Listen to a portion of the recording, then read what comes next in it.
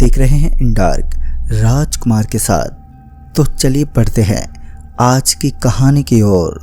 दोस्तों, भारत एक ऐसा स्थान है जिसके अनेक अनेक राज्यों में अलग अलग किस्म के लोग रहते हैं। भारत का राज्य आंध्र प्रदेश, जिसके अंदर एक ऐसा मंदिर स्थित है जिसे यहाँ के लोग एक खूनी मंदिर के नाम से भी विख्यात करते हैं। आखिर इस मंदिर का रहस्य क्या है और आखिर लोग इस मंदिर के नाम से क्यों कांप उठते हैं, तो आइए जानते हैं इस मंदिर की खौफनाक सच्चाई। दूसरे राज्य से आने वाले लोग इस मंदिर को एक कल्पना या अंधविश्वास मानते हैं, लेकिन जो लोग या तो इस जगह पर पहुंच जाते हैं या फिर उन्होंने इस मंदिर तक का सफ़र तय किया है, वह अपनी उस बेरहमी भरे दर्द को समझ पाते हैं कि अंततः उन्होंने रात के समय में उस मंदिर को ऐसे कौन से रंग में देखा जिसे देखने के बाद उन्होंने मृत्यु के प्रकाश को देखा।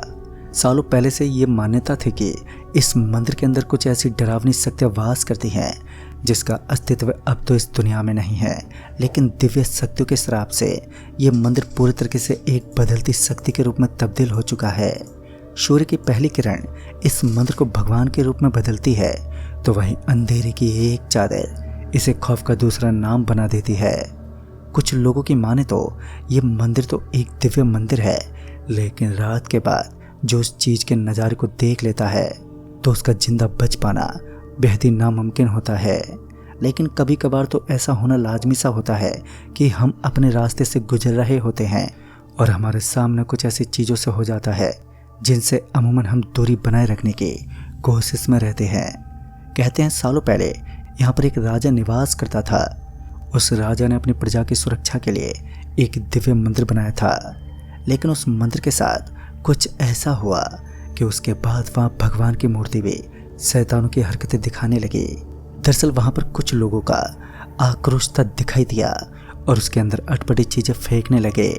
ऐसा नहीं था कि लोग उस मंदिर से सहमत नहीं थे, हालांकि कुछ लोग ऐसे थे जो अपने धर्म के प्रति जलन महसूस करते थे और उस मंदिर को हटाने का प्रयास करते थे। इस तरीके का नज़ारा होते ही लगभग 11 दिन बाद ही उस मंदिर के अंदर आग लग गई और लगभग 7 लोग आग की चपेट में आकर जलकर खाक बन गए। और ये सब यहीं तक सीमित नहीं रहा। उसके बाद हर इंसान अपनी मौत को दावत देने के लिए अक्सर उस मंदिर को तोड़ने की कोशिश करता और उसके साथ ही कुछ गलत होता ही। दोस्तों, भले ही आप किसी दूसरे धर्म के निवासी हैं, लेकिन अपने धर्म के प्रति इस तरह लगाव रखना या फिर दूसरे धर्म को अपने धर्म से तुलना करना हमें कतई शोभा नहीं देता। अब बहुत हो चुका था। कुछ लोग उस मंदिर को दबाने का प्रयास करते रहे, लेकिन अंत में एक बाढ़ ने वहाँ के सारे नज़ारे को तहस नहस कर दिया। कहते हैं जब इंसान की ज़िंदगी के उल्टे दिन आते हैं तो उसके साथ हमेशा बुराई होता है। पूरी की पूरी प्रजा पानी के साथ बहने लगी थी, लेकिन ताजुब तो तब हुआ जब उस मंदिर की एक दीवार भी नहीं हिल पाई। तभी लोगों ने उस मंदिर को पूजना शुरू कर दिया, क्योंकि अब वो मंदिर उनके लिए केवल एक मंदिर नहीं था, बल्कि उनके भगवान का भी एक स्थान था। लेकिन कुछ दिनों के बाद कुछ ऐसा हुआ जिसके बाद रात में उस मंदिर में रुकना लोगों के लिए अपनी मौत को आमंत्रित करने जैसा बन गया। तो आइए जानते हैं हुआ क्या था जिसकी वजह से रात में वहाँ आज भी कोई नहीं रुकता। दोस्तों, उस मंदिर के अंदर ऐसी कई सारी मूर्तियाँ बनी हुई थी जिन्हें देखकर असल में ऐसा ही लगता है मानो ये कोई चलता फिरता इंसान हो और अचानक ही पत्थर के रूप में तब्दील हो गया हो। ये सुनने में जितना आसान लगता है, देखने में उतना ही अजीब और कलात्मक लगता है। ये सन 1992 की बात होगी जब आंध्र प्रदेश के लोग उस मंदिर को तन और मन से चाहते थे। उस गांव में रहने वाले पुजारी, जिनका नाम भावेश था, उस मंदिर के सबसे ज़्यादा पूजनीय पुजारी माने जाते थे। अगल बगल में रहने वाले लोग भी उनकी सेवा में जुटे रहते थे। भावेश ने अपनी पूजा के दम पर उस मंदिर को इतना सकारात्मक व सौंदर्य से भरपूर कर दिया था कि उस मंदिर के अंदर जाने के बाद लोगों का मन वहीं लग जाता। लेकिन सौंदर्य के ऊपर कोई ना कोई गलत चीज़ तो अवश्य ही मौजूद रहती है। खूबसूरती का कोई मोहताज तो नहीं होता, लेकिन कभी कभी किसी अच्छी चीज़ पर भी काला धब्बा लग ही जाता है। रात का समय था जब भावेश को अपने घर जाते जाते काफ़ी रात हो चुकी थी।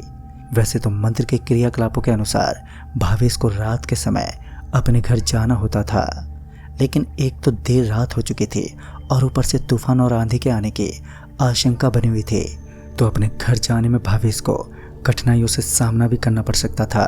और तभी भावेश ने सोचा कि वो आज रात के लिए वो इसी मंदिर के अंदर ठहर जाएंगे। और जैसा कि उन्होंने सोचा था कि एक रात वो इसी मंदिर के अंदर बिताने वाले हैं, तो वैसा ही हुआ। वो एक रात के लिए उस मंदिर में ठहर गए। उनको क्या मालूम था कि आज उनकी ज़िंदगी का एक महत्वपूर्ण दिन होने वाला है। वो मंदिर के सामने एक चादर बिछाकर नीचे लेट गए। कहते हैं जब तूफान आने वाला होता है तब उससे पहले शांति की एक ऐसी चादर ढकी होती है, मानो वहाँ कोई चीज़ मौजूद ही नहीं है। वो मंदिर एक ऐसे स्थान पर था जिसके अगल बगल में छोटी मोटी पहाड़ियाँ बनी हुई थी। बाकी सब कुछ एकदम नॉर्मल और सामान्य था, या फिर यूँ कहें कि शांति का वातावरण भय के रूप में छाया करता था। उस समय लोगों को इस बात के बारे में ये मालूम नहीं होता था कि सुबह कब होने वाली है, क्योंकि उस वक्त घड़ियाँ या फ़ोन का कोई ज़्यादा प्रचलन नहीं था, तो लोग जान नहीं पाते थे कि आखिर रात के इस समय वक्त क्या हुआ है। कुछ देर के बाद ही भावेश को अपने चारों तरफ एक अजीब से हलचल महसूस हुई। उन्हें ऐसा लगा कि उनके अगल बगल में कोई मौजूद है। इससे पहले कि भावेश अपनी जगह से उठ पाते, उन्हें मंदिर की दीवार के ऊपर एक बंदर बैठा हुआ दिखा। उस बंदर का शरीर किसी नॉर्मल बंदर के मुकाबले बहुत बड़ा था। पहले तो भावेश को लगा शायद ये कोई जंगली बंदर होगा जो गलती से रास्ता भूलने की वजह से मंदिर तक पहुंच गया है। लेकिन बाद में जब उस बंदर ने अपने आप को उस अंधेरी रात में दीवार के ऊपर से छलांग लगाकर दूसरी दीवार पर टिकाया, तो भावेश के पैरों तले से जमीन खिसक गई। दरअसल उसने देखा कि उस बंदर के आधे पैर किसी इंसान की भांति लग रहे थे, और तो और उसके हाथ भी बड़े विशाल थे, यानी कि वो किसी नॉर्मल इंसान की भांति आसानी से उन कामों को अंजाम दे सकता था जो कोई सामान्य इंसान करता होगा। जब उसने पेड़ के ऊपर से एक डाली तोड़कर नीचे फेंक दी, तब जाकर भावेश को उस बंदर की असीमित शक्तियों का एहसास हुआ। उस बंदर ने एक मोटी डाली को बड़े ही आराम से तोड़कर नीचे फेंक दिया। उस बंदर की पूंछ इतनी ज़्यादा लंबी थी कि वो ज़मीन से टकरा रही थी। फिर भावेश ने एक बार फिर उस बंदर को भगाने की कोशिश की। वो अपने हाथ में एक लकड़ी लेकर उस बंदर की तरफ चल दिया, मगर वो बंदर तो मानो भावेश को इग्नोर कर रहा था। उसने एक बार भी भावेश की तरफ पलटकर नहीं देखा, लेकिन जब भावेश ने उस बंदर के भयानक चेहरे को देखा, तब जाकर भावेश को एक दहशत का एहसास हुआ। इस बार भावेश ने देखा कि उस बंदर की आंखों पर लाल रंग का कुछ बह रहा था। या तो वो खून था या फिर कुछ और, जो बड़े ही तेजी के साथ बह रहा था। भावेश का गला सूखने को आया था, उसे बड़े ही जोर की प्यास लगी थी। इधर मंदिर के अंदर पानी की समस्या चल रही थी, तो ये एक अलग प्रॉब्लम थी। और इतने में भावेश को उस मंदिर का दरवाज़ा अपने आप ही खुलता हुआ नजर आया। लेकिन ये कैसे संभव था? उसने तो दरवाजे पर जोरदार ताला लगाया था। उस ताले को इस तरह कबाड़ बनता देख वो समझ चुका था कि मंदिर के अंदर घुसने वाली कोई चीज़ नॉर्मल तो बिल्कुल नहीं है, वरना बिन आवाज़ के तो चोर भी अंदर नहीं घुस सकते। भावेश चादर से उठा और उस मंदिर का पुजारी होने के साथ साथ सुरक्षा करने के दायित्व से वो उस दरवाजे के पास पहुंचा, तो वहाँ दूर दूर तक किसी इंसान का कोई नामो निशान तक नहीं था। इतने में ही भावेश के पीछे की तरफ लगी एक पुरानी नल एकदम से चलने लगी। उसके अंदर से पानी बहने लगा, और ये नज़ारा भावेश को बिल्कुल भी समझ में नहीं आने वाला था, क्योंकि ऐसा कैसे हो सकता था कि एक पानी की नल जो काफ़ी सालों पहले टूट चुकी थी और उसका पाइप के साथ कोई संबंध ही नहीं था, तो वो अपने आप ही कैसे चल सकती है। अब भावेश के चेहरे पर एक डरावनी मुस्कान थी। वो हल्के हल्के डर के साथ अपने आप को शांत करने में जुटा हुआ था। वो नहीं जानता था कि जिस चीज़ को वो हल्के में ले रहा है, असल में उसकी सच्चाई कुछ और ही बयां करती है। भावेश थोड़ा सा अपने पाँव को पीछे हटाते हुए अपने आप में ही बड़बड़ाने लगा, यहाँ कुछ नहीं है और ये एक दिव्य मंदिर है, और इस मंदिर का एकमात्र मैं ही पुजारी हूँ, और मेरे अलावा यहाँ पर कोई नहीं है। इतना कहते ही सामने से नजर आने वाला एक विशाल सा पेड़ जिसके ऊपर से कुछ नीचे गिर पड़ा, ये वही बंदर था, लेकिन अब इसका हुलिया ही बदल चुका था। सीधा साधा नजर आने वाला वो बंदर अब अपनी हरकतों से भावेश को परेशान करने लगा। इस बार उसके चेहरे पर इतनी ज़्यादा डरावनी चीज़ें थी जो एक नॉर्मल इंसान को बैकफुट पर धकेलने के लिए काफ़ी होती हैं। हंसता खेलता भावेश अब पूरी तरह दहशत का शिकार हो चुका था। वो ये भी अच्छी तरह से जानता था कि उसके सामने आने वाला ये संकट बहुत भयानक है। भावेश के मंदिर के पास एक भिखारी भी रहता था। जब भावेश को मदद की आवश्यकता आन पड़ी तो वो उस भिखारी को आवाज़ देने लगा। गलती में वो भिखारी मंदिर के सामने पहुंच गया और बाद में भावेश ने एक ऐसा दृश्य देखा जो एक अकल्पनीय और अद्भुत दृश्य था। उस मंदिर के सामने से एक तेज तर्रार रोशनी उबलने लगी थी।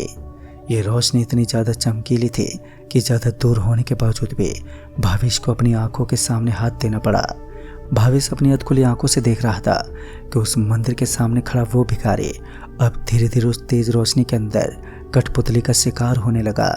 कुछ देर में ही वो भिखारी एक कठपुतली के रूप में तब्दील हो गया।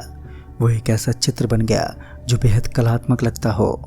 भावेश तत्काल उस मंदिर के दरवाजे से बाहर निकल गया, क्योंकि उसे ये ज्ञात हो चुका था कि इस समय जो नज़ारा उसने देखा है वो उसकी आंखों का कोई धोखा नहीं बल्कि एक हकीकत है। भावेश उस मंदिर के दरवाजे से बाहर निकल गया और अपने घर की तरफ भागने लगा। अब चाहे आंधी आए या फिर बारिश, भावेश को किसी तरह अपनी जान बचाकर घर तक पहुंचना था। घर आने के बाद भावेश ने इन सब बातों को इतनी देर रात अपने घर वालों को बताना ठीक नहीं समझा, तो वो चुपचाप बिस्तर पर जाग कर सो गए। तभी उन्होंने देखा कि वो उस मंदिर के सामने खड़े हैं और साथ ही उस मंदिर के अंदर उन्हें भगवान की अप्रतिम रूप नजर आ रहा था। भगवान ने भावेश के सामने कुछ ऐसे शब्दों व लाइनों का इस्तेमाल किया जो भावेश किसी को रहस्य के रूप में ही बता सकता था। कहते हैं आज भी भावेश जिंदा है, जो अब काफ़ी बुढ़ा भक्त हो चुका है, लेकिन आज तक उसने उस रहस्य के बारे में ना ही तो अपने किसी घर वाले को बताया है और ना ही किसी गांव वाले को। कहते हैं कि धीरे धीरे उस गांव के काफ़ी सारे लोग उस मंदिर में देर रात रुकने का प्रयास करते हैं, तो वो भी किसी पत्थर की मूर्ति के रूप में तब्दील हो जाते हैं। आज उस मंदिर के अंदर जिंदा लोगों की कुछ ऐसी अप्रतिम मूर्तियां हैं जिन्हें देखने के बाद ऐसा ही लगता है कि किसी भी शख्स द्वारा ऐसी मूर्तियां बना पाना लगभग असंभव है, क्योंकि उन मूर्तियों को देखकर ऐसा लगता है कि वो असल में कोई मूर्ति नहीं बल्कि पत्थर के इंसान हैं। जैसे जैसे उम्र बढ़ती है वैसे वैसे उन मूर्तियों में बदलाव भी आता है। आज तक कोई भी इंसान उस मंदिर के रहस्य को नहीं जान पाया कि आजकल उस मंदिर के अंदर ऐसे कौन से रहस्य को दफनाया गया है जिससे लोग पत्थर के मूर्ति बनते हैं। खैर, इस कहानी में कितनी सच्चाई है और कितना झूठ, इस बात को कोई भी जान नहीं सकता, क्योंकि ये रहस्य ही ऐसा है। दोस्तों, क्या आप भी उसी राज्य में निवास करते हैं? अगर आप भी उस रहस्य के बारे में जानते हैं तो हमें कमेंट बॉक्स में जरूर बताएं। तो दोस्तों, इस वीडियो में बस इतना ही। तब तक के लिए बाय एंड टेक केयर।